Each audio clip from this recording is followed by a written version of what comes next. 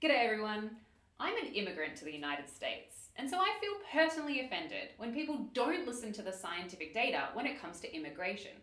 Now, usually it's fine because xenophobes rarely get the spotlight to spread their unscientific points of view. But thanks to the DACA order from President Donald Trump, people at the highest levels of Congress have now got a platform to get the facts seriously wrong. So as a public service to the American people, here are the top 3 scientific inaccuracies spread by congresspeople about DACA. Number 1, kicking out DACA recipients makes us safer. This misconception was spread by the US Attorney General, who implied that DACA recipients put our nation at risk of crime, and that kicking out DACA recipients saves lives and protects communities. But if you're worried about safety for your family, you should know this. It is much, much safer for your family to grow up in a community of DACA recipients than around American citizens. DACA recipients must undergo a background check in order to get their DACA paperwork, and that paperwork is reviewed every 2 years. If they're even accused of a crime, their paperwork can be revoked, and they must leave the United States, even if they're not convicted of that crime. This means that if they want to stay, DACA recipients can't commit any crimes and prefer to refrain from anything that even looks like crime. In fact, 100% of DACA recipients have no criminal record. You're 4 times more likely to be in prison if you're an American citizen than a DACA recipient.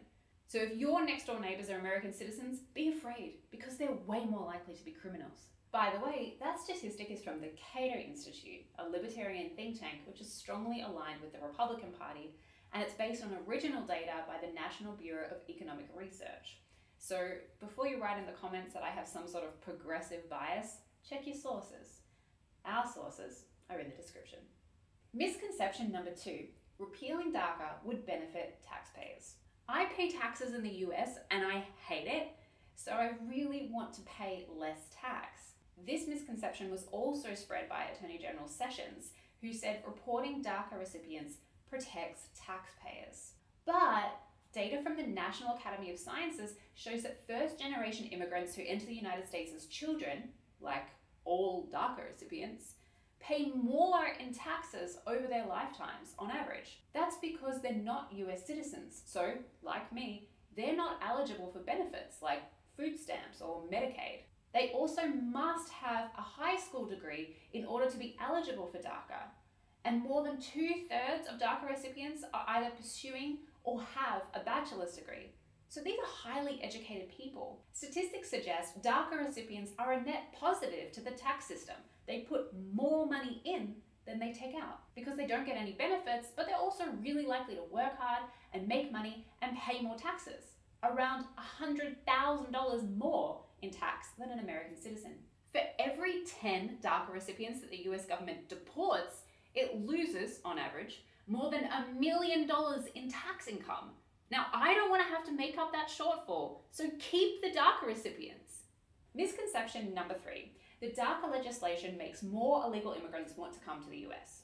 This misconception was shared by Congressman Bob Goulart, who said that DACA has encouraged more illegal immigration and contributed to the surge of unaccompanied minors and families seeking to enter the United States illegally. But DACA only applies to immigrants under 16 who entered the US before June 15, 2007 and who've lived here ever since. No one entering now can apply. And obviously, no one entering now thinks they're going to get a very friendly reception when they get here. Consider that many people under DACA legislation are not from Mexico, as I'd assumed, but from countries like Guatemala, El Salvador, and Honduras. Studies published this year by the Center for Global Development shows that it was a spike in homicides in those countries that caused many families to head for the US around that time. Just like you would probably head for safer ground if you had young children trying to make it in a dangerous place. Of course, you have to be careful about who you let into this country. So let's look at the data when we're making our policies. We have these studies for a reason, and they're giving us valuable information about who these DACA recipients are. So let's look at those facts before we make policies. What do you think about DACA immigration? I'm not an American citizen, but you probably are, so I'd love to hear your thoughts. Let us know in the comments below. Hi everyone, I'm Jade Lovell, resident science nerd on the Young Turks Network. You're watching SciQ and we know you don't want to miss an episode, so please click the subscribe button down below.